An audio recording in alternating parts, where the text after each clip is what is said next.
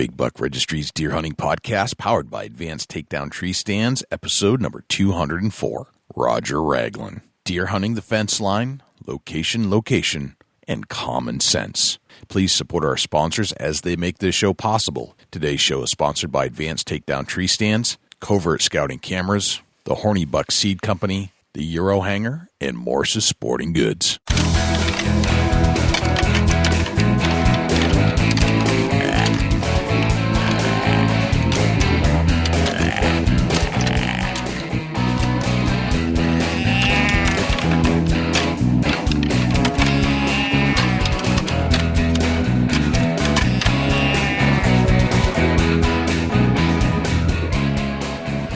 Big Buck Registry is a virtual museum of hunting stories. We preserve a piece of Americana by interviewing and recording hunters about their hunts and experiences from across the country.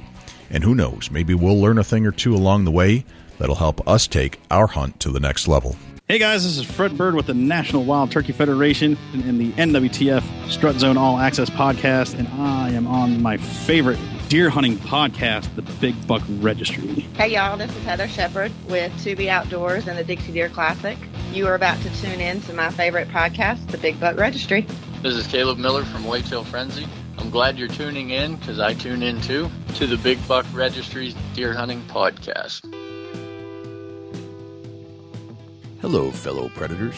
Welcome to the Big Buck Registry's Deer Hunting Podcast. I don't know if this is your first time or your return listener, but I am thankful that you are tuning in right now and you're about to spend a little over an hour listening to some of the best deer hunting advice we can bring to you. We attempt to do this each and every week, and hopefully we're making a change in your life and making it better and making your life in the deer woods a little more eventful, and maybe in some cases we're getting you outside.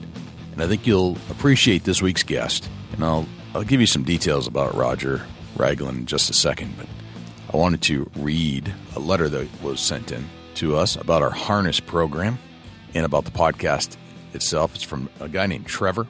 He says, "Hi, Jay and Dusty. Well, you guys don't know me after listening to 193 of the Big Buck Registry podcast. As I write this, I have 8 more to listen to, and I feel like I know you guys.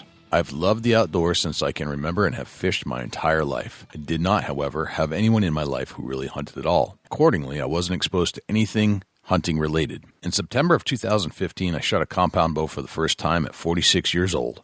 Within a month, I was researching turkey hunting and what gear, clothing, calls, etc. I would need to hunt turkeys during the Oklahoma spring season. A recent acquaintance of mine had told me that if I had ever started deer hunting, I would be hooked as well. I thought deer hunting just involved guys shooting deer out of trees at long range. I just didn't understand. I didn't understand that there was actual calling, stalking, tracking, etc. November 7th, I set up on the same spot before dawn. Around 7:50, a doe came in from my right side and skirted by range before crossing the creek. As the route was starting, I expected to see a buck coming from the direction of the doe. Around 8:20, I slowly turned back to my left. Inside the corral, 17 yards from me, is a mature 8-point buck. He was walking slowly and followed the same path as a doe a couple of weeks earlier. As he passed the fencing, I drew once again. He didn't stop, and I forgot to grunt. My shot was up and back a bit, but I knew it would be a kill shot. He fell about 125 yards away. Now my first buck is on the wall of my family's place. While he's no Pope and Young or B&C, I'm awfully proud of my 5.5-year-old 9-point. I just wish I had discovered your podcast 2 weeks before the season ended. After listening to 192 of them so far, I'm confident I would have gotten another deer if I had started listening sooner. Flash forward 6 months, I'm running trail cameras, feeders, and mineral licks in multiple locations off limits to the cattle. I have done some planning for future food plots, but we don't currently have any type of cultivation or planting equipment yet. I've also gotten my 25-year-old stepson into deer hunting. He's more into guns, so he bought a 30-06 right before the holiday antlerless season we have here. During our scouting and shed hunting this spring, we stumbled upon a double ladder stand. The steel is in great shape, so we're planning to replace all the straps, cushioning, pads, etc. this summer. After listening to so many of your podcasts, the importance of safety has become crystal clear to me. Accordingly, we won't be using the stand unless we have all the appropriate safety systems in place. We will, of course, be running a lifeline to the next stand. We do not, however, have harnesses. Knowing that you repurpose tree stand harnesses, I thought it would be better to check with Jay and Dusty. With that in mind, I would love to get on your list for 1 or 2 free harnesses. Thanks so much for doing your show. I truly feel like I've been working on my master's degree in hunting for the last 6 months listening to your show. I feel like I'm more equipped thanks to you and the Big Buck Registry. Thanks again and have a great day, Trevor. What a fantastic email. It just makes me feel like we're doing this with purpose and that Trevor gets it. So, Trevor, you've got a harness coming your way, and as more come in, I will definitely see if I can get you a second one as well. This week's guest is Roger Raglin. I'm sure you've heard the name. He certainly has been around for a while, and I would be surprised if you didn't know who he was. But Roger Raglin is an outdoor television pioneer, and he has been entertaining us with deer hunting videos for over 30 years. We don't see him slowing down anytime soon as he continues to create and edit his own work.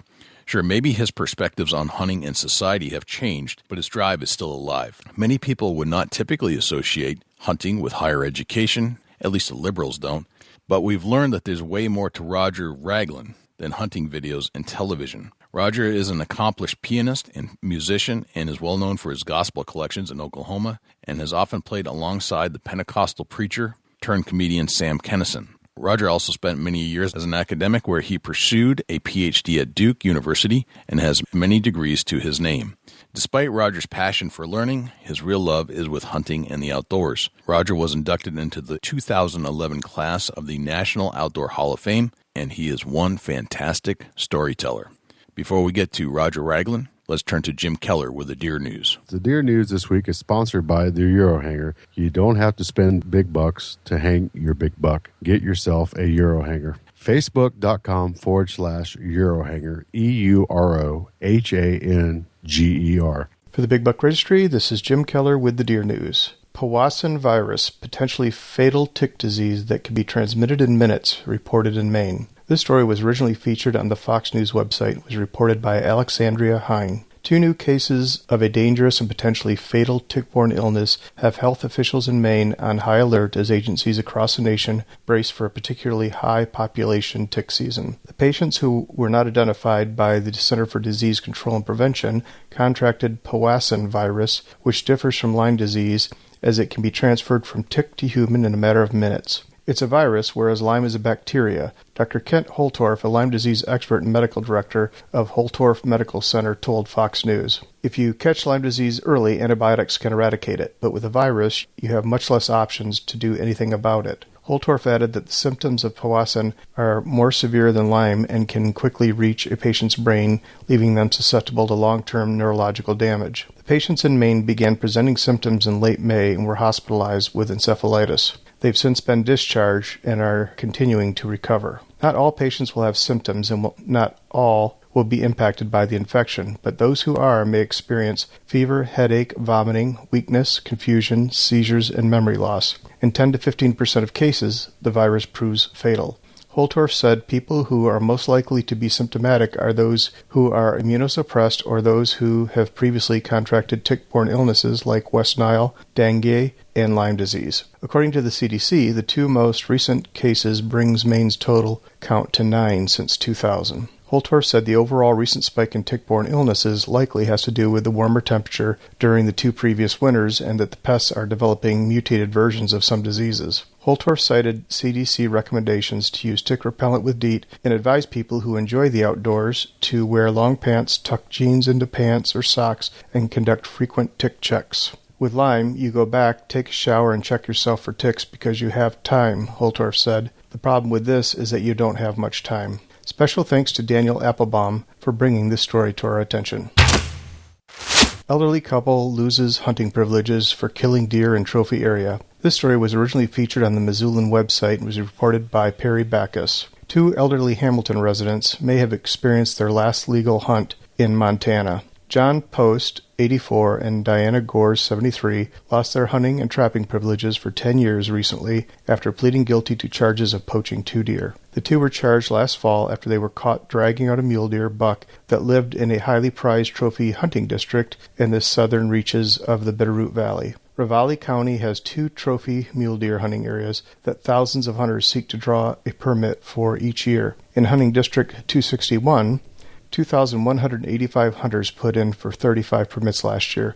In the adjacent HD 270, nearly 6,600 sought the 45 permits offered there. The Hamilton couple was charged after a bit of good luck led two state game wardens to their vehicle in time to see the Gores dragging a buck down a steep hillside. Montana Fish, Wildlife and Parks Warden Justin Singletary said their first call in the case came from a landowner upset that the couple had trespassed on his private road on November 24th. The landowner had called the state tip line after having run in with the couple who were busy getting out of a small fork-torn deer just off the road. After talking with the landowner the next morning, Singletary and fellow warden Lou Royce opted to drive up Gird Creek to look around. A few minutes later, after setting up check station, a hunter came by and told him that an older couple was just up the road dragging out a deer. When they arrived on the scene, they found Gores dragging the deer down a gully and Post scooting down the steep hillside on his backside using his lever-action rifle as a brake.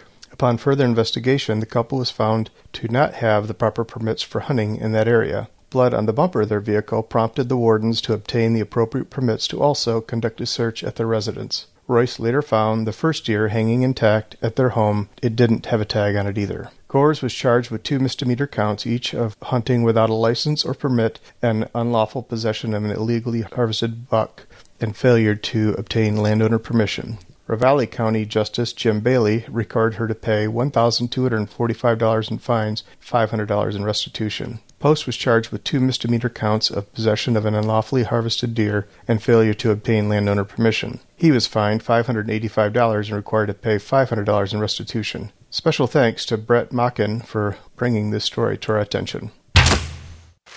Grow weeds for forage and fawns. This story was originally featured on the Clarion Ledger website and was written by Brian Broom. For most hunters, few things are prettier than a lush green food plot or wide-open oak flat. In fact, the only things prettier are probably deer themselves. While food plots and mature forests with open understory have their place in a deer's life, so do weedy, snaky brush fields. That's a barrier, said John Grucci, Mississippi Department of Wildlife, Fisheries, and Parks Private Lands Coordinator. People don't like to see things grown up. They want to bush hog it bad every year. Instead, Grucci says land managers should be adding this type of habitat to their property. This technique is just another way to have diversity, Grucci said. You want to have a little of everything on your property if you can help it. You're providing food and cover. Food plots are just food. You're including a plant group that provides both. It's an overlooked cover type, and it's very beneficial for deer. Mississippi State University Deer Lab Associate Professor Marcus Lashley expounded on the cover aspect, which he said extends beyond deer.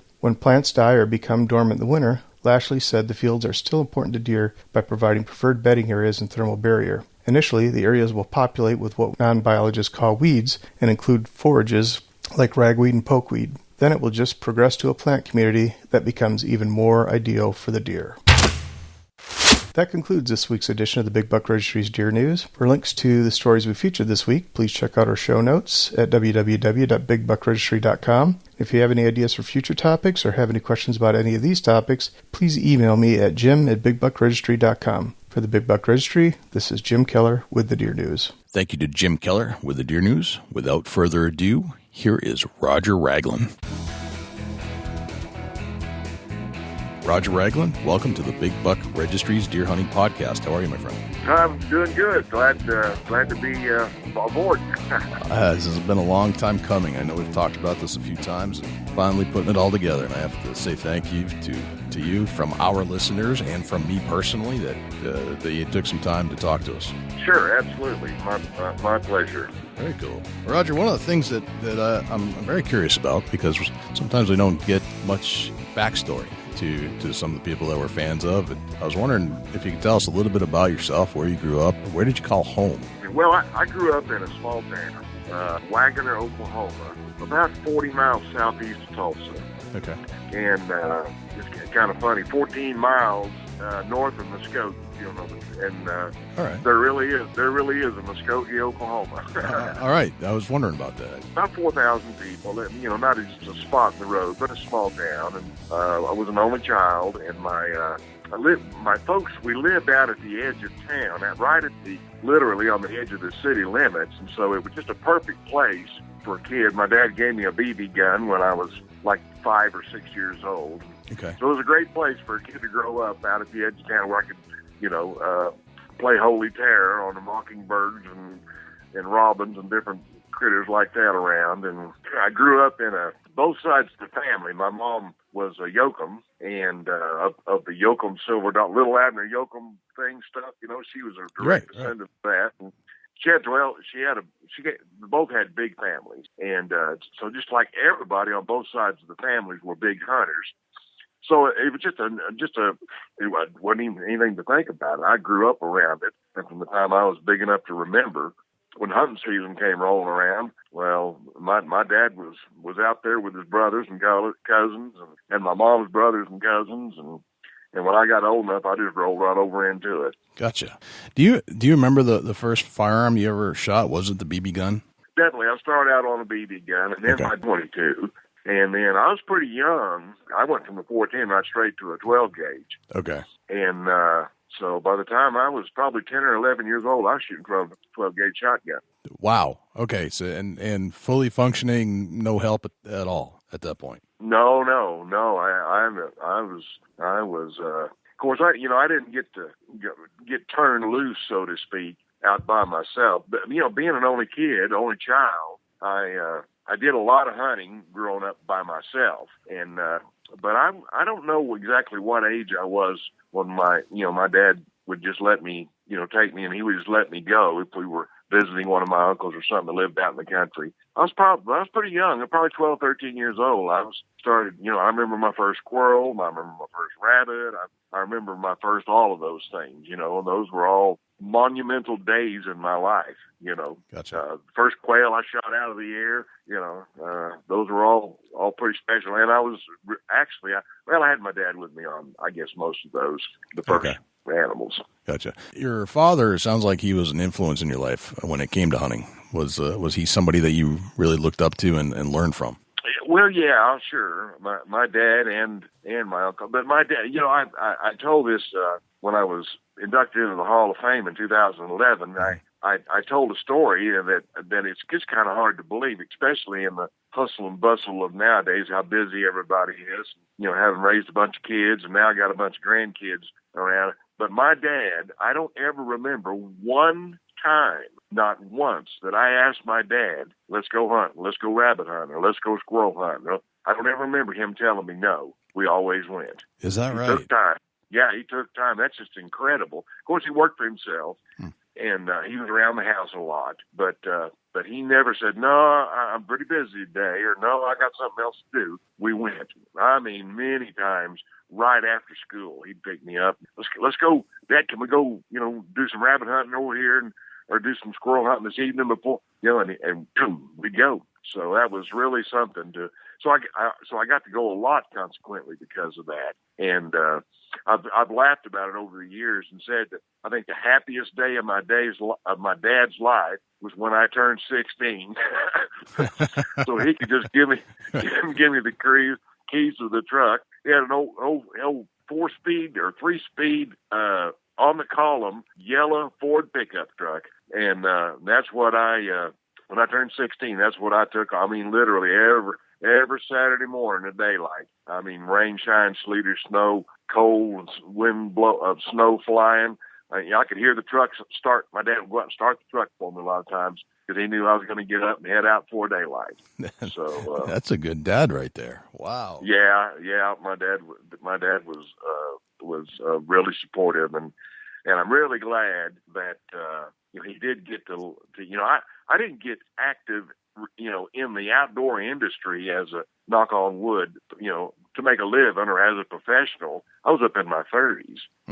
And, but my dad did live long enough to, see me having success, in making hunting videos and stuff. And so I was really glad that he got to live long enough to see me, kind of take off in the business, so to speak. Well, that's good. That was my next question. Did he get to experience some of your success that you had entertaining folks that are tuning into the outdoor stuff? So it sounded like he did. Yeah, he did. And he was, when I took my dad on, I took my dad on a deer hunt. The second year, I started making hunting videos, and that was kind of a rough trip. But then I took him again several years later, and we didn't even know it at the time. At the time on the hunt, he was actually dying of cancer. But by the time when the hunting video came out, then in the summer, he was in the VA hospital, and they'd removed the lung, and he was struggling, but. Yeah. I remember taking that, the video up there, or a bunch of them, handing them out to the doctors and everything, and the doctors all got a kick in. But my dad was really proud, that hunting video. Of course, he was in it. Of course, he was on it as well, and so. Nice. It was kind of a neat deal. Yeah, it's a special time for sure to have your dad involved in something that you were calling a profession at that point. That's very nice. Right. Very nice. So after all these influences, and I mean, having a father would take you hunting anytime you asked them to go do that. I mean, I don't believe that happens in today's society at all. Like for any type of activity, much less hunting. So that blows my mind. Right. What's your philosophy of hunting today, and what does it mean to you relative to what it meant to you 30 years ago? Well, I knock on wood, I still like to go, but but as a young man growing up, I mean, it just was a constant drive, in my mind. I mean, I'm talking about even when I was in junior high and in high school, and I'd go a lot of mornings before school, and when it was never late for school, and I was smart enough not to do that, but we'd go pond hopping, and a lot of times would go after school, playing sports, active in sports and everything. But any spare minute I had, I was out there, just with really enthusiasm and really fired up to duck hunt or squirrel hunt or rabbit hunt or whatever it was I was doing. And I still have enthusiasm. Of course, now that I'm 62 years old and having done quite a few things professionally, it's a different kind of drive or a different kind of enthusiasm. I still enjoy it, but boy, back when those younger years, it was really important. And I know it had, it kept me out of trouble between me and you, because Gotcha. where a lot of kids were doing a lot of things, or a lot of, of course it was different. It was a bit different back in the 60s and 70s growing up than it is nowadays. Right. But still, it took up a lot of my time, and I gave me something to look forward to, as far as activities. I mean, I played a lot of sports, so I was busy doing that too. Okay. I was an excellent student, so I did a lot of studying as well. But any spare time I had, I was out there hunting. Gotcha. Okay. Did you explore anything else outside of hunting during your life? I vaguely remember you saying something on stage at the SHOT Show this year, and I went to school a long time. In fact, I went to school long enough to be a brain surgeon, if you don't know the truth. Wow. I went to college a long time and have a lot of college degrees too. My last degree was I did a master's degree at Duke University, and actually started a PhD there, and was accepted at Vanderbilt and Baylor. Wow. And but so I thought I'll just take a little time off here and get away from the academic stress. Yeah. And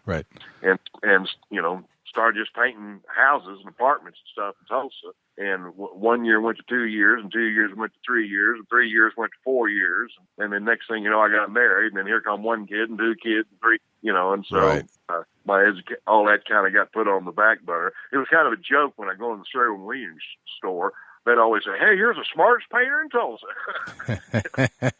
So, well, with all those degrees, I can see. I got a lot of college degrees, and I have a pretty stellar background in music. So I'm a fairly accomplished piano player. Gotcha. So, what were your subjects that you were studying? In psychology and theology. Wow. Kind of heady stuff. I would tell you what my IQ is, but I'd be ashamed that I haven't done more in my life with as high as my IQ is. Is that right? Very interesting. It's just it's another side of Roger Raglin that we don't see a lot. When it comes to the entertaining side and the hunting aspect. But I knew that. I listened intently when you were on stage. I'm like, there's something I need to explore here. That's very fascinating. Yeah, well, I'm really thankful for my education in the years that I got. Those were the best. They really were the best years of my life, especially my undergraduate. I went to I did an AA and a bachelor's degree at a small Christian school in Oklahoma City, and those were just very, very important years for me to mature and grow, and they were just as I say, really some of the best years of my life. I had a lot of growing up to do. I started college when I was 17, so I was pretty young. Right. And but my education, I don't really regret a minute of any of it. And even though I went in 9 years without taking a break, including a bunch of summer school and stuff, I got kind of a late start in life on some things, but it was just part of the thing. It was just meant to be for me, at least. Gotcha. And you have a musical background as well. We explore that a little bit. Tell us about what music means to you. Do you listen to music? Do you still play? Yeah. Well, yeah. I play it virtually every day. Wow. I started taking lessons when I was 5. Okay. And took lessons up till I was a junior or senior in high school, and I just I really had kind of gotten bored with reading music, Yeah. And so I started kind of learning to play by ear, and I kind of got a little bit of a break when I went my first year at Southwestern in Oklahoma City. I got to be a part of a little musical group, and there was a guy there, a good friend of mine. In fact, I'll see him here in a couple of weeks. We're going to help him with some Wounded Warrior stuff here in Tulsa for an organization. And but he was the pianist that year for Debbie Giannopoulos in 1972, who was Miss Oklahoma. He was her personal pianist. And, we kind of hit it off, and he showed me a few things, and I really kind of picked it up pretty quick, and actually kind of in the gospel field, kind of made a name for myself in the Oklahoma City area, and in fact, in the whole region. I did quite a bit of playing gospel music. No kidding. Wow. That's fascinating. So you play the piano every day, and do you have a particular genre of music that you prefer? No, I play a little bit of this and a little bit of that, and Okay. And I prefer to play. I do my best. I'm at my best whenever I hear a particular song, and then I come up with my own rendition of it, and sometimes it's a little bit off the wall, but I, play a little jazz, I can play classical stuff. Of course, that's reading music, Sure. and I don't enjoy that quite as much, Right. but I guess my real forte is gospel music, and what I was really good at was accompaniment. If I was with a really, really good singer, we could come up with I could come up with an arrangement that's pretty salty between me and you. All right. Very nice. Yeah. And the most famous person that I ever did that for, and we don't have time to go into the whole story tonight, but I was kind of the personal pianist for a guy that was the funniest preacher I ever heard in my life. And he loved to sing. He would take a Psalms, and he would kind of make up a song out of the Psalms, out of the Bible. And I'd get on the piano, and we would do this with no rehearsal. He would just start singing, and I would pick up, and I would play and make the music, and we would do a song from scratch like that. Wow. And he actually went on to he quit the ministry and went to Los Angeles and became a pretty successful stand-up comedian. His name was Sam Kinison. No way. You ever heard of that guy? I sure have. Absolutely. Yeah. Wow. And so I knew Sam real well, but I knew him as a minister. I didn't. Right. Yeah, I remember him. And, I remember his story that he was in the ministries and then got into the kind of raunchy comedy. Pretty raunchy comedy, yeah. Right. Yeah. But his oldest brother, Bill, probably has, because they always recorded all of those services and stuff. Because his stepfather and his mother pastored a church, the Razor Faith Tabernacle on 21st and Utica there in Tulsa, and they record them. So somewhere in the archives, somebody's got them, or his music, of me and Sam doing our thing, and I would really like to hear some of that. Of course, probably never will, but if I could ever run Bill down, his oldest brother, who's really the only brother that he had that's still alive, that's a pretty interesting story. That is an interesting story. Thank you for sharing that. That's fascinating. Yeah. Very nice. So you decided to get into the outdoor industry 30 something years ago at this point? Yeah, this is my 30th year. Okay. In the industry. All right. What prompted you to decide to give it a shot? If this story is so bizarre, it's just almost unbelievable. When I say paint contractor, it was just me and one other guy, really. I mean, it's not like I ran these huge crews and stuff. Right. But, I had a chance to do a lot of, I think that's why I like painting. In the falls, I had a lot of time to go do some hunting, especially deer hunting. Yeah. And after I got out of college, I really got into hunting whitetail deer. But I wanted to try to shoot. I read an article that Craig Boddington wrote about 1985 on the Grand Slam of deer. Okay. And I thought, man, boy, I wish I could do that. So, if I could go, I'd never been on a guided hunt, put it that way, So, but you had to have a coos deer, for your Grand Slam of deer. Right. And I had booked it. I'd saved up the money. At that time it was $1,500, which was a fortune for me. But I saved up the money to go on a coos deer hunt with Dwayne Adams, and something had come up, and I wasn't going to be able to make it.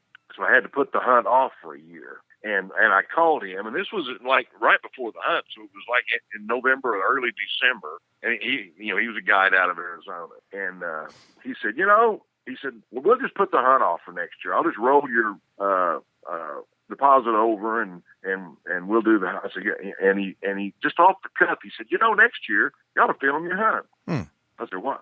He said, you ought to film your hunt, make a hunting video. And I remember he said, everybody else is, and I'd never seen a hunting video. Right. I didn't even know they made hunting videos. And you know what? My wife and I, we hadn't been married very long. We lived kind of in a shack down here, down there off Hickory Street in Broken Arrow, Oklahoma. And we didn't own a VCR. So I went to the Blockbuster store, the old Blockbusters, and you could rent a VCR. And I rented right then that afternoon. I rented a VCR, and I said, "You got any hunting videos?" He said, "Well, we got a few." I said, "Well, give me a couple of them." He goes, "Well, which ones do you?" I said, "Doesn't make any difference to me." I said, "Just give me two of them." And he gave me two hunting videos. And I went to the house, and they, plugged everything in and watched those hunting videos. And I thought, man, that's so neat. I didn't even know them. I don't know nothing about this, but I'd like to try to make one of them. And wow. And that night, my wife came in from. She was a hairstylist. She came in and she said she's doing the dishes there, and I said, I think I'm gonna try to make a hunting video. Yeah. And she said, "Okay, that'd be great." I mean, I'm gonna go get a loaf of bread down the store. Right. Sure, honey. Yeah, it's fine. Right. Yeah, it's okay, honey. And so that kind of it just started from there, and I started trying to plan and figure out how I was going to do it, this, that, and the other. And boy, I tell you, it was a miracle that I ended up with a hunting video and spent every dime I had. Oh my Lord! Oh wow! And we went on a bunch of hunts, and through the process, the largest video distributor for hunting videos was DMI. They were in Oklahoma City. Oh. So I'd driven over there and had met a guy named Sheen Ray who owned the company. And he liked me, and I kept telling him what I was going to do. I'm going to make, going to make this video, and I'm going to make the Grand Slam of deer. I'm going to make 2 or 3 hunting videos. Right. He said, "Well, that's good." He said, "When you get them done, bring one over here."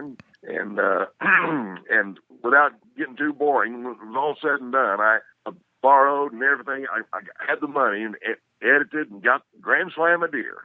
Got my first hunting video and drove over there. And he said, "Let me run down to my apartment and I'll watch it here during lunch hour. I said, well, it's 2 hours long. So I went with him. I stood outside. I couldn't stand to sit in there and watch it. I stood outside, and 2 hours later he come out. And he said, well, he goes, it wasn't just great. He said, but it was okay. I think I can sell it. He said, send me 1,000 of them. And I remember I about passed out. 1,000, which paid for about 1/10 of what it cost me to go on the truth. But at least we had, we got a start. And wow. Anyway, that kind of got my foot in the door for the business, so to speak.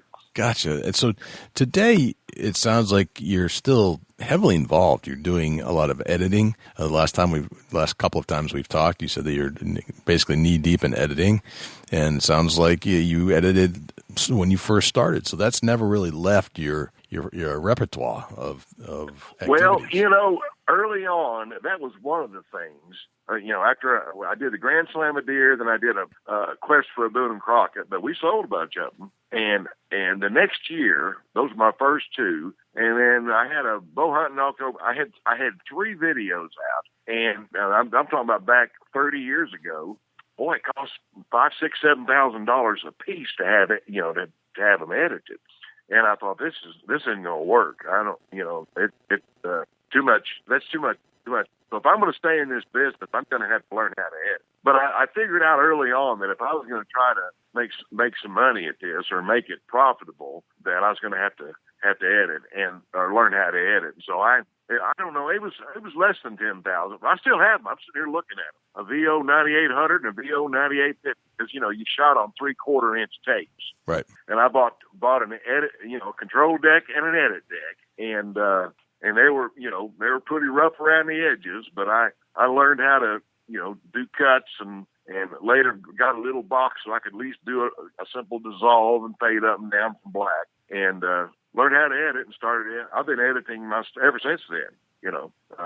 I edit all my shows. What's the biggest change you've seen over the years when it comes to videography, where it started, where you started back in the 80s to today? What's the biggest thing? What's the biggest challenge? What's the biggest change for you? Well, I started making with hunting videos, and so the first 15 years of my career, so to speak, was hunting videos, and then the last 15 has been on television, and so those two, hunting videos and television, it's like comparing an apple and an orange. Gotcha. Okay.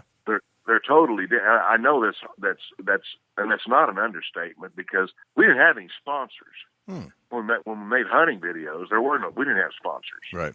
So they were in their purest form. When we delivered a 90-minute or a 2-hour video, it was packed with information and hunts. And now when someone comes up, you couldn't sell. If you want to make a hunting video now, you'd be better off turning them into coasters, and selling them as sets of 6.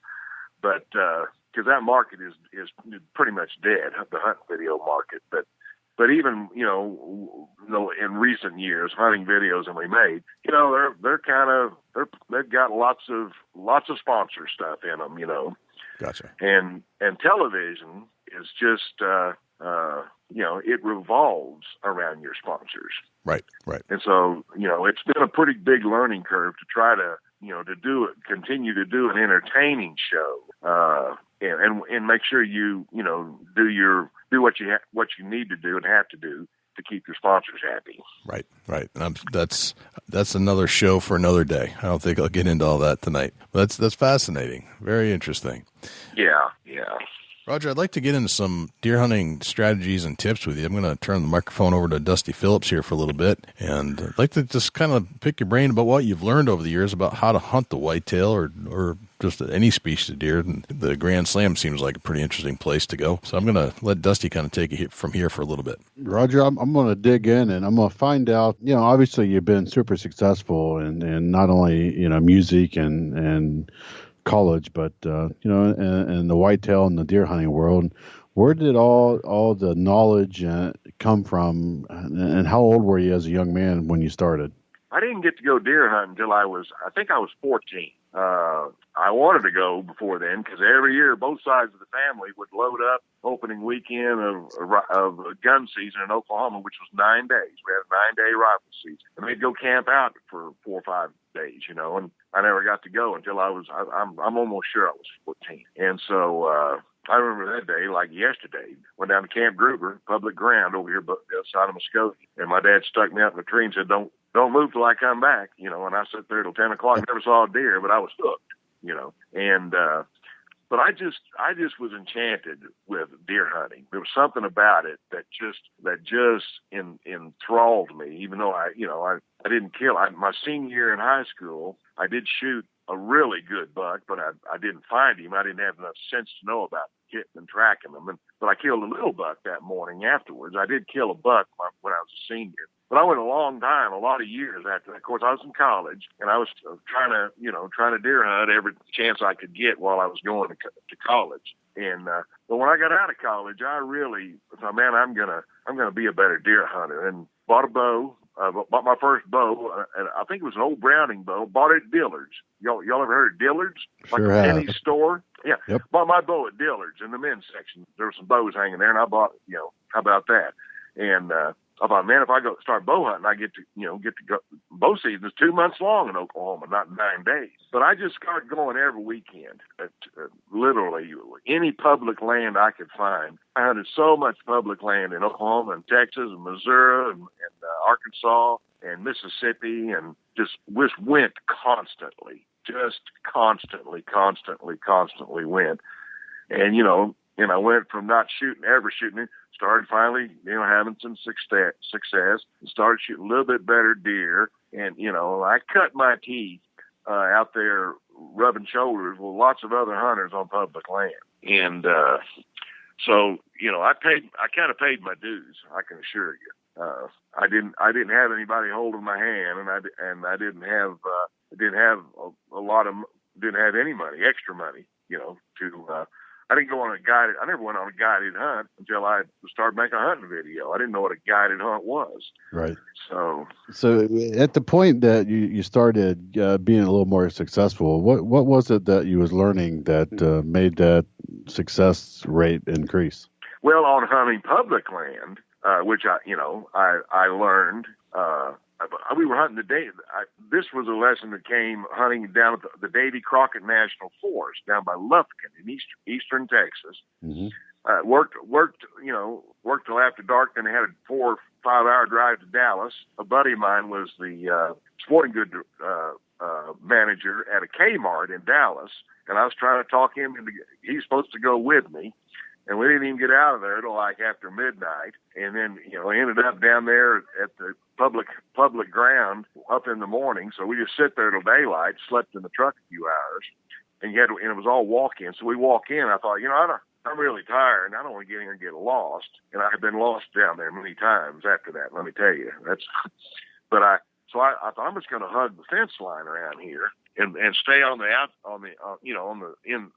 on the public ground, but to kind of stay on the fence line. And I didn't go, a few hundred yards, and just good light. Heard the snort. It scared me to death, And once again, now I would know that was a buck rooting after a doe, but it sounded like a pig rooting, And I looked up, and just out of the heavy brush, literally stepped right in front of me. I'm talking about 5 yards. Was a gagger, huge monster buck, and he took off. He saw me, and we both scared us both half dead. I threw a shot at him,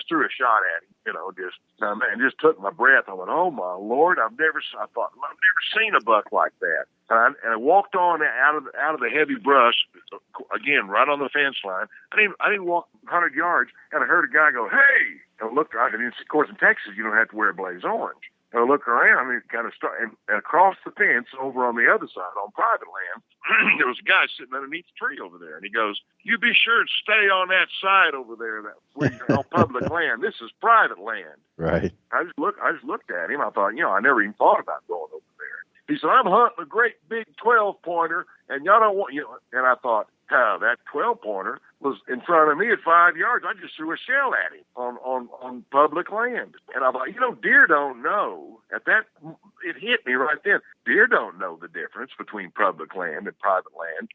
That guy probably coming to his tree to sit down, push that buck over onto public land right in front of me. And so I never forgot that day, and I've applied that to my hunting over the years, that, on high pressure areas, if I'm, of course I'm not hunting public land anymore, but on high pressure areas, I hug the fence line, because guys on private land push bucks over onto public, and guys on public land are pushing guys over onto private. And if you're hunting the fence line, you get the best of both worlds.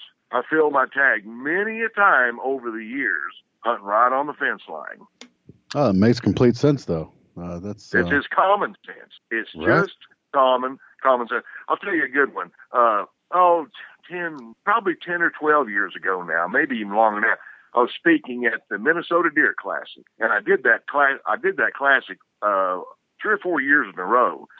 And it's a big classic, 20-some thousand people through the doors. And on Saturday, the seminar's on Saturday. Well, there were a lot of people. And right after the seminar, I'm always really busy, people coming by the booth. And a guy come by, and he said, when you get a minute, I want to talk to you about hunting with me. I said, oh, well, sure. He stood around for a long time, and he came over and he said, I got 8,000 acres.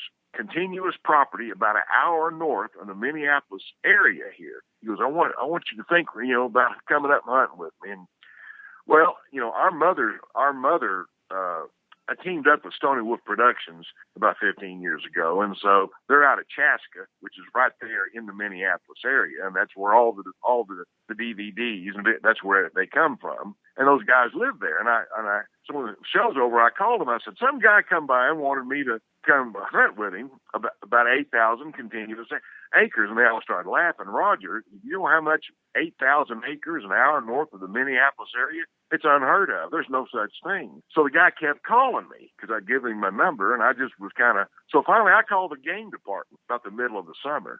Some guy answered the phone. I said, some guy is trying to get me to come right up, and I forget the name of this little town now. And I said, he says there's 8,000 acres, continuous acres up there. And he goes, oh, yeah. And he called this place by name. He goes, that's the so-and-so's place. It's owned by da-da-da-da, and he died, and his kids are all trying to – he said the state is trying to buy that right now. He goes, it's 8,000 acres right in the middle of the best deer hunting in the state of Minnesota. Well, I was trying to get off the phone from the wildlife guy so I could call the other guy back. And I called him. I said, tell me a little bit more about your 8,000 acres. He said, I've had control over it for 5 years. But the game rangers, I told him what he said was true. The kids are fighting over it. He said, but I've controlled it for 5 years. And in the last 5 years, there's been $5 taken off of it. 8,000 acres. It's planted in corn and soybean. It's got a swamp in it. One piece of land, 8,000 acres, on the best hunting in the state of Minnesota. Well, you know what I told him? I'll be there. So I went up for the opening of rifle season, and I spent 2 or 3 days before the season looking it all over. And the opening day, and I couldn't make up my mind what I wanted to do. It was a pretty nice piece of property, let me tell you. And Friday evening, before the opening of the Saturday morning gun season, I asked the guy, I said, where's most of the pressure going to come from? He said, it's going to come from this east side over here. There's a big hunting club. Opening weekend in Minnesota is buck or doe. So anything brown gets shot at. He said, there's like 60 people over on this hunting club. And I said, well, opening morning, and he's going to let me have the pick on the 8,000 acres. There's 6 of us hunting there. I said, opening morning, I'm going to hunt right on that fence line. He said, are you sure? I said, that's where I'm going to hunt, right on that fence line. And I never had so much fun in all my life, the first 4 hours of that season. Guess what come flying over that fence nonstop? It was nonstop. It was like a zoo. Running over into this 8,000 acres. I killed my buck 4 days later, right at daylight, right down in the heaviest, thickest cover along that swamp. And that's where I killed my buck. But, when you stop and use common sense when you're hunting, even if you have a little small piece of property, if there's a lot of hunting pressure over there and it's good deer hunting country, they're going to be pushing the deer over to you. Let them do the work, because deer don't know what's posted or what's not. They just react to pressure. Yeah, that's definitely common sense, and it makes sense. So once you figured out what they react to, where did you take it to get on a nice mature buck? Did you further your education as far as, obviously the fence rows and the high pressure and the deer are going to move away from the pressure. Where did you go from once you established that, you got to the point in your career that, you're after mature bucks, and I'm not saying you won't shoot a nice buck, but where do you go after once you figure out the basics? Well, what's the three most important words in real estate? Location, location, location.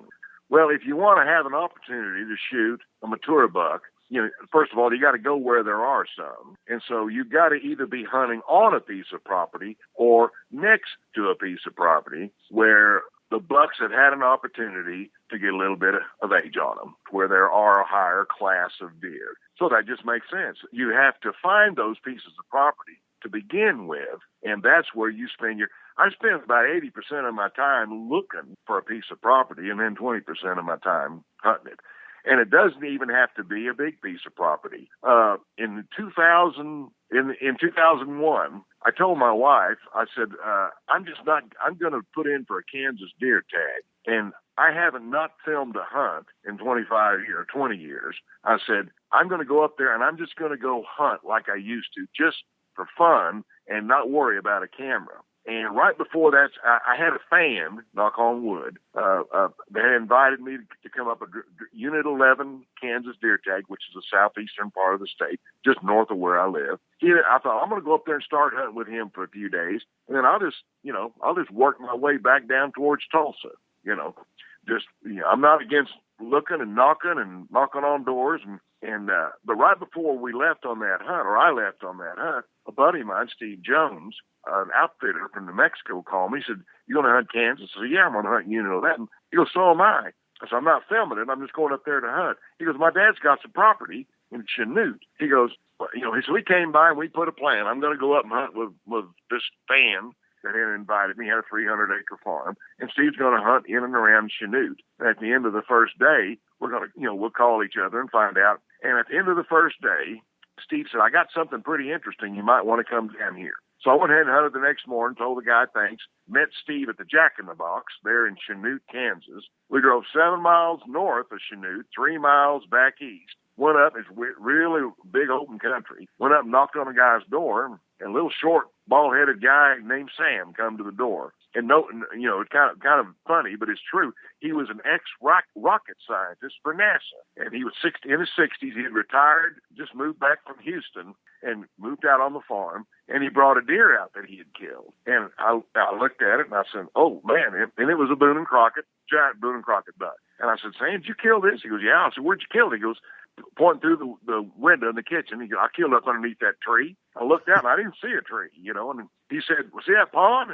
See that bush?" I said, "Oh, that bush by that pond." He goes, "I was sitting on the ground underneath that bush." I said, "How close were you to him when you killed?" "Oh, about 5 feet." He said, "You want to see my bow?" And I said, "Well, yeah." And he brought out, you could pull it sideways. He was strung at 35 pounds. First deer he'd ever killed. And I said, "Well, Sam," I said, "do you think you could get us some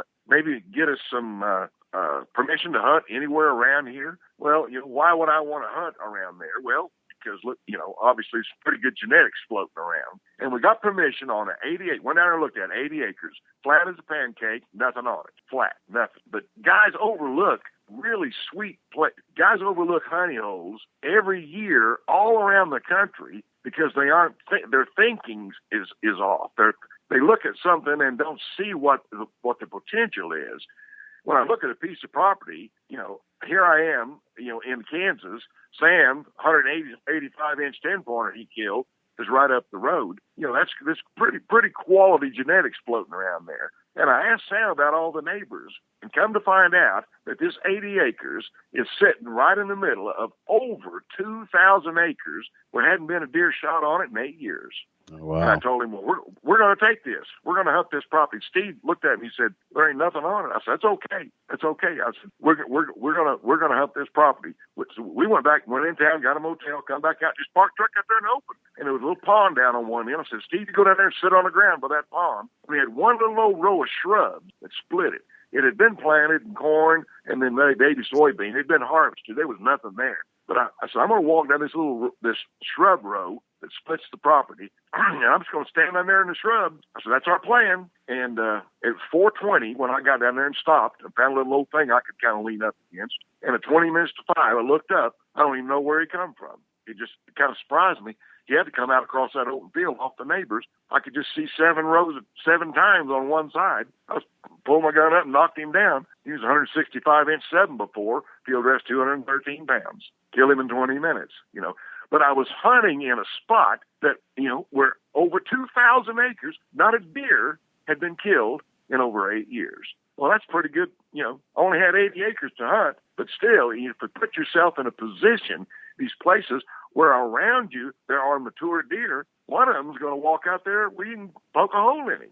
I'd say maybe not in 20 minutes, but he will eventually. I'd say it's safe to say, Roger, that a piece of property that's prime is often overlooked just because the visibility of hunting access is not what today's standard is produced out there on the hunting shows and what people talk about. I think that often, more times than not, the big mature buck's going to travel the adjacent property no matter what the terrain or condition is. It may not be premium. Well, we get, without making somebody mad, with him I might, but, our these television shows that, not everybody, but that most people are producing, they're skewed in that they're getting everybody to thinking that, you can take a little piece of property and if you pass up the forked horns the next year, or in 3 years, you're going to kill a big giant deer, and it just, it doesn't work that way. And so many of these shows are shot on premium, well-managed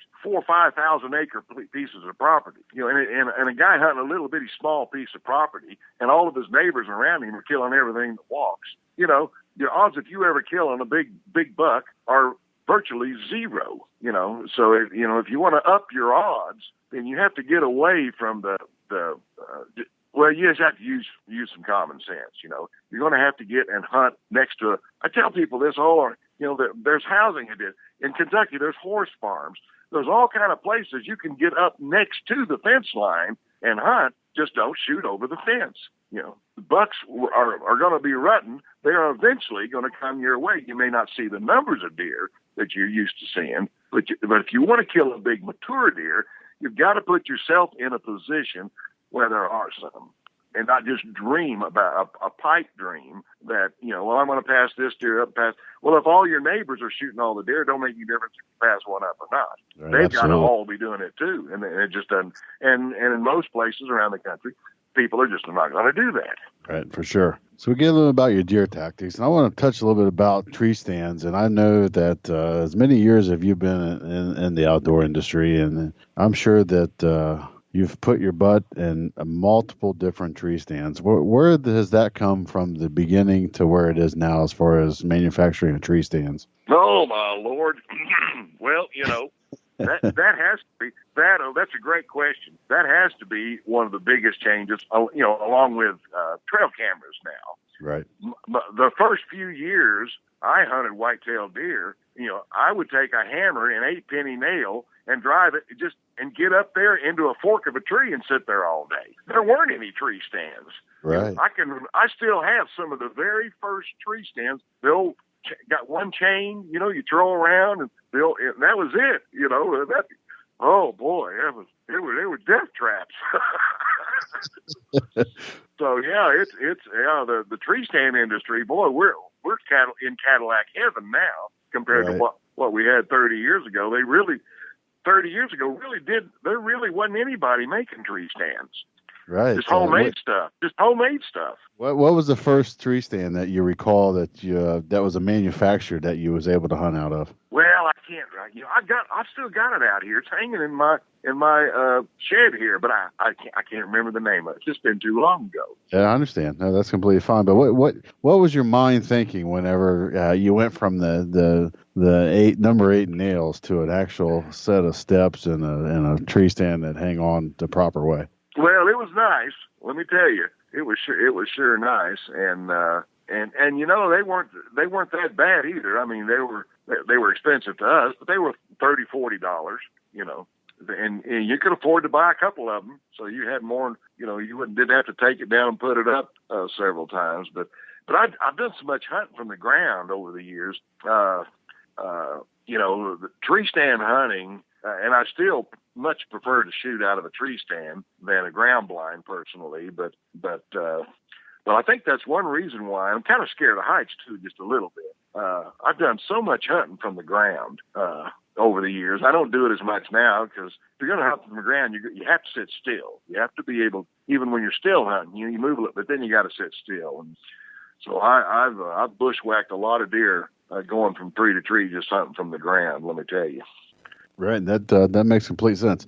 Let me ask you, and you're no spring chicken anymore. Do you have trouble with getting up into a tree stand these days? No, I don't have any trouble. No, that's great. I was just curious to ask that because you've got some age on a young man like myself, being 35 years old, and I always wonder what happens when you get Roger Raglin's age. Are you going to have trouble getting in a tree stand? Yeah, well, I don't. Right now, I can shimmy up a tree, and I don't jump from limb to limb, maybe, but you don't have to anymore, as nice as stuff is. But I'm 62, be 63 here in just a couple of months, and I still don't have any trouble going up and down tree stand. So that's one thing I am thankful for. Yeah, absolutely. I stay pretty active,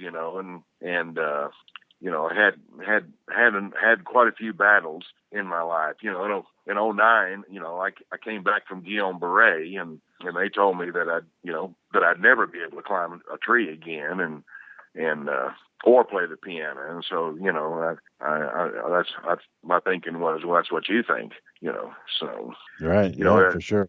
A lot of things in life, no matter what it is, a lot of things in life is just you having the determination to just go do it, and then when you fail, however you failed at it, that just means you learned one way that it didn't work.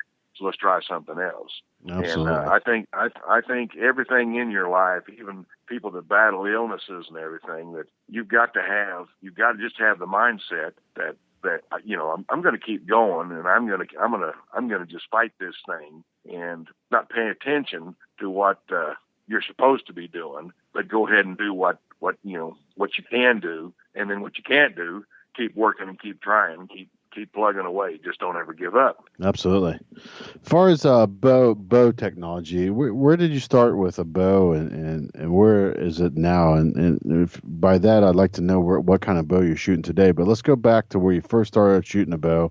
Where'd that all start at? Well, I mentioned earlier I bought my first bow at Dillard's, and in the men's clothing, there was just a rack there and had 2 or 3 bows on it. I bought the prettiest, shiniest one they had. I think it was a Browning. It was a Browning bow, I believe. You still have that? You know what? I actually gave that to my neighbor. I wish I did have it, but I gave it to my neighbor who liked to bow hunt or liked to hunt, and I asked him if he'd like to have it, 15 years ago or so, and I sure would like to still have that. But I met a real pretty little gal that I was kind of wanting to spark, wanting to chase around, but when I was single, and her dad was a big bow hunter.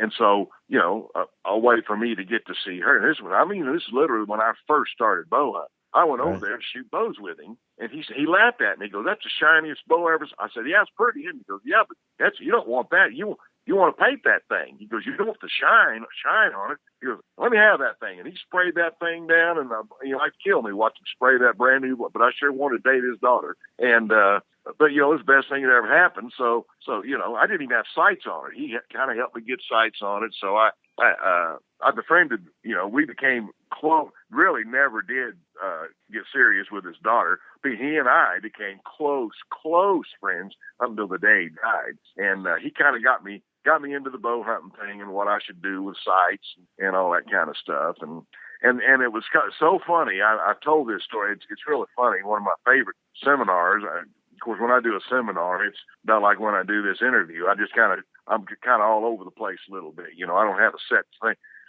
the greatest trophy of my life, and I've killed over 100 bucks over 140 inches. I've killed a few big deer, but the greatest trophy was first doe I ever killed with my bow. And I struggled trying to kill something. And that morning I finally ran an arrow through that doe with my bow. Oh my Lord, it was the greatest day of my life. And that thrill and excitement that I got of finally, of shooting something with my bow, I thought, man, I don't know what this feeling is. I said, but I want a lot more of it. I have got to become a better deer hunter. And that day set me on fire. And I covered a lot of ground in a short period of time, mentally and emotionally, after I killed my first deer with a bow. And, I was a different person after that day. Let's put it that way. That feeds some kind of emotion that it's unexplainable. That's for sure. It is, and you can't explain to somebody that doesn't.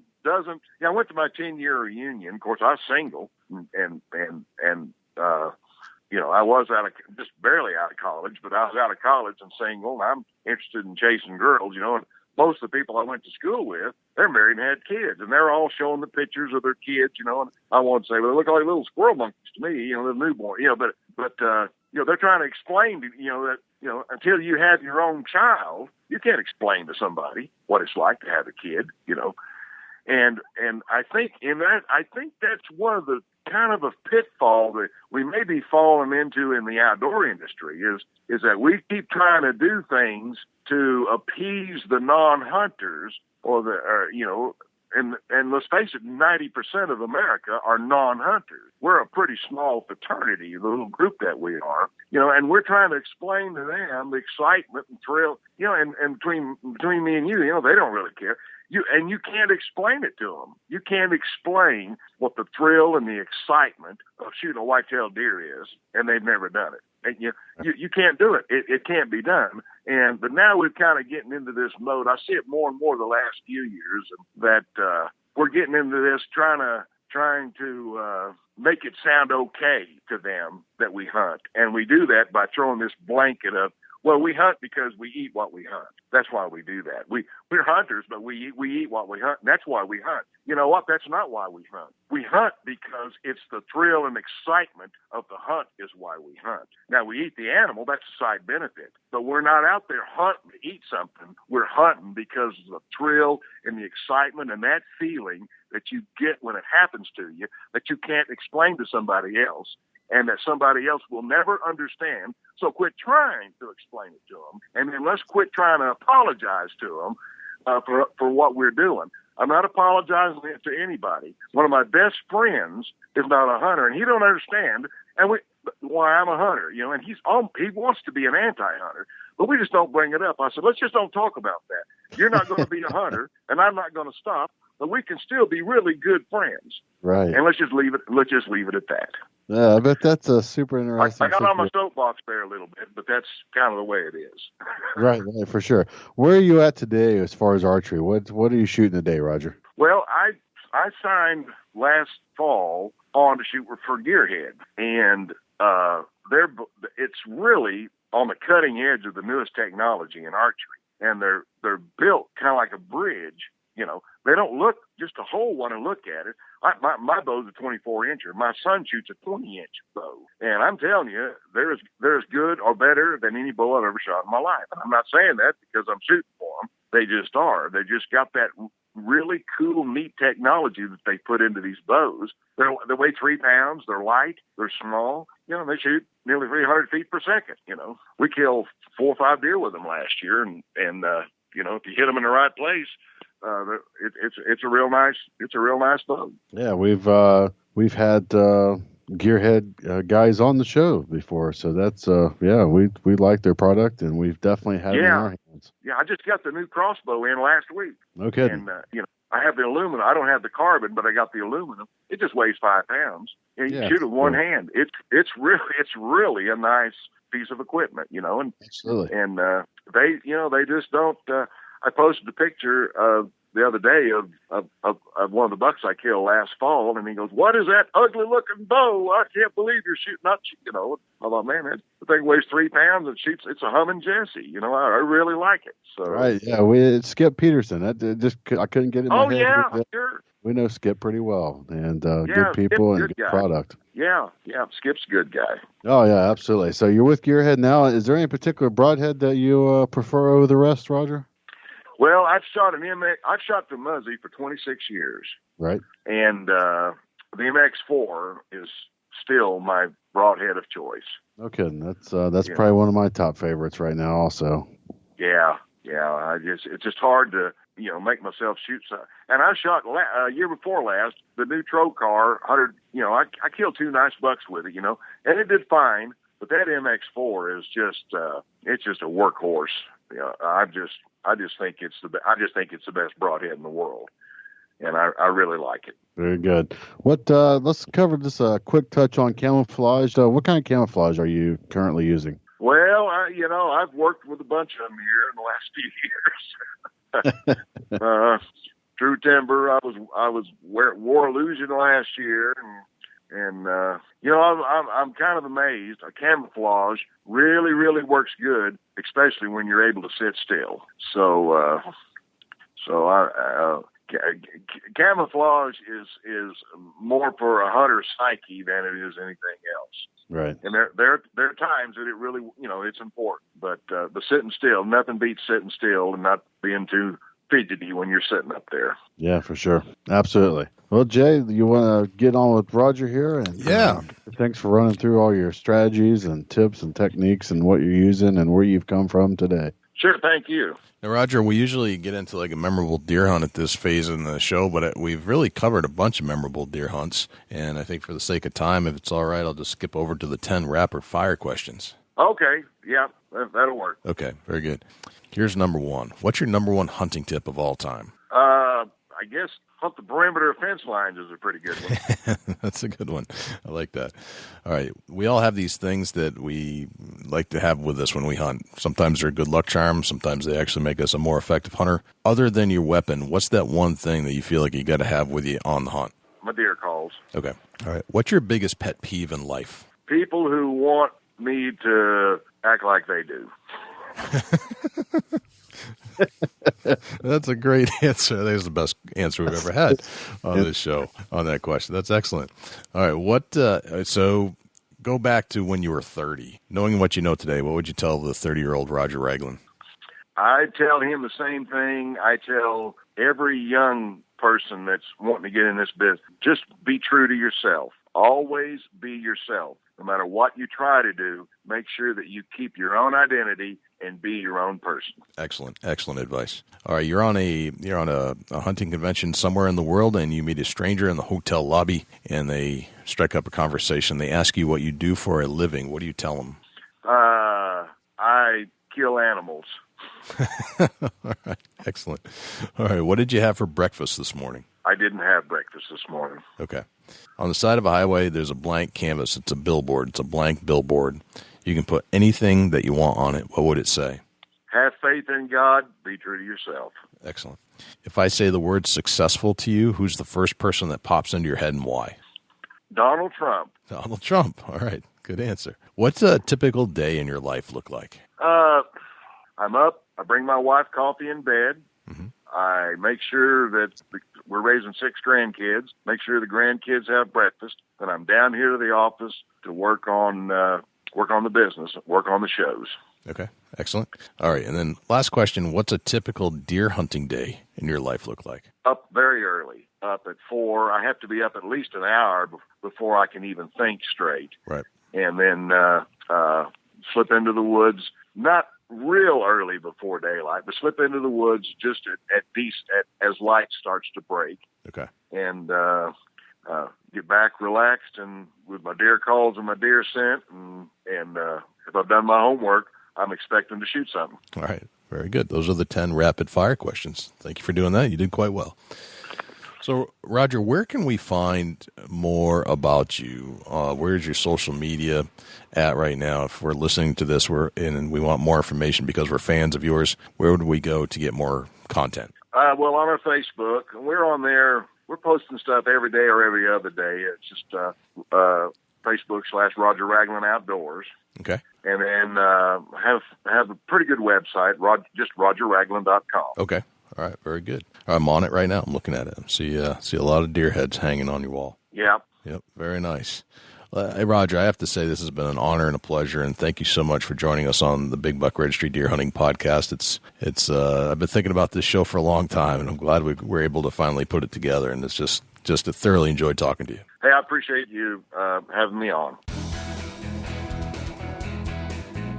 Man, Jay, I tell you what, talking with Roger, it definitely educated me on how far he's come with his life and the knowledge that he has on not only the whitetail, but the music industry, and he's got a great education that backs all of this. And I tell you, he said he edited his own stuff, and that's phenomenal. It's a one-man band, and he's able to roll along and do what he wants to do with his own hunting show.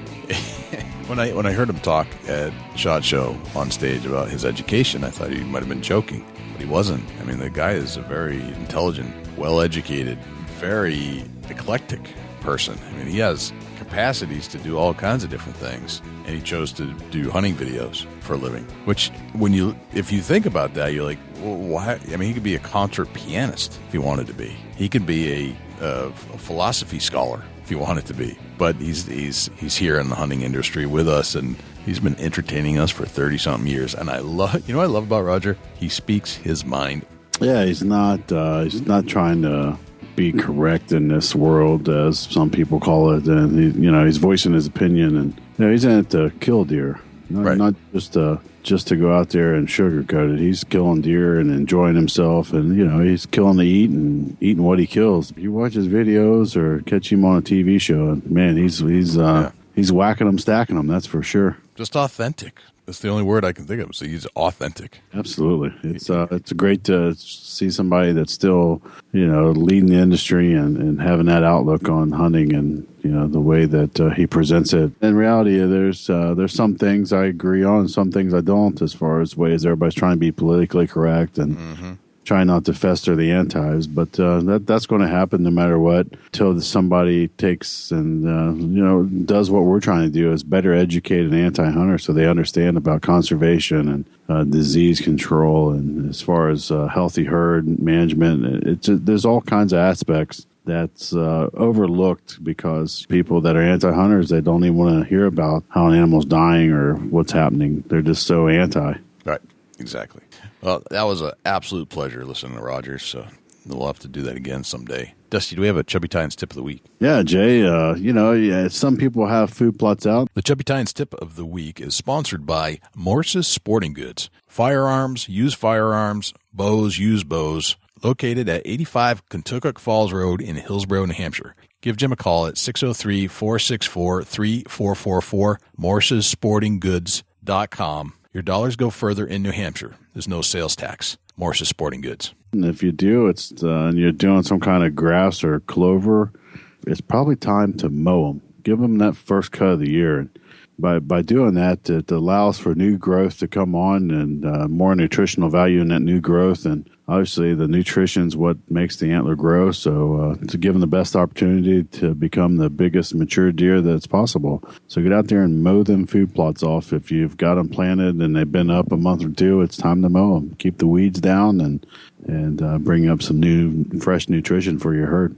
Very cool. Thank you to Morse's Sporting Goods for sponsoring the Chubby Tines Tip of the Week. Dusty, where can we find you when you're not hanging out here in the studios with me?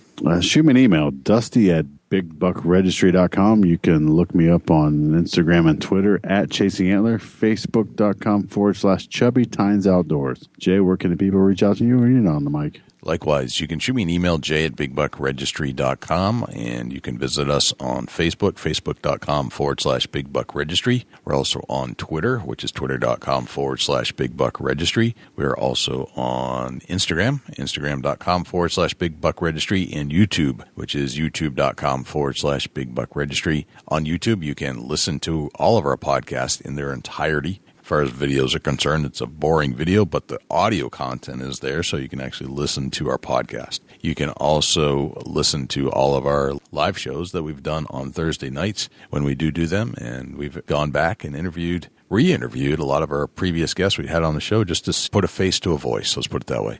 You can always listen to our show on other places as well, not just YouTube. We're found on iTunes, iHeartRadio, TuneIn Radio, Stitcher, and Blueberry. And if you would like to submit a buck to our page for consideration and be featured on our page in front of 250,000 diehard deer hunting fans, all you have to do is go to bigbuckregistry.com/mybuck, and all of the instructions will be right there. I think that's pretty much everywhere we're at. Just want to give one more shout out to all of our sponsors: Advanced Takedown Tree Stands, Covert Scouting Cameras, the Horny Buck Seed Company, the Euro Hanger, and Morse's Sporting Goods. I think that's a wrap, Dusty. That's a whole lot of big buck, Jay. Sure is. I'm Jay Scott. I'm Dusty Phillips. And this is the Big Buck Registry's Deer Hunting Podcast. We'll see you next week. Can't wait.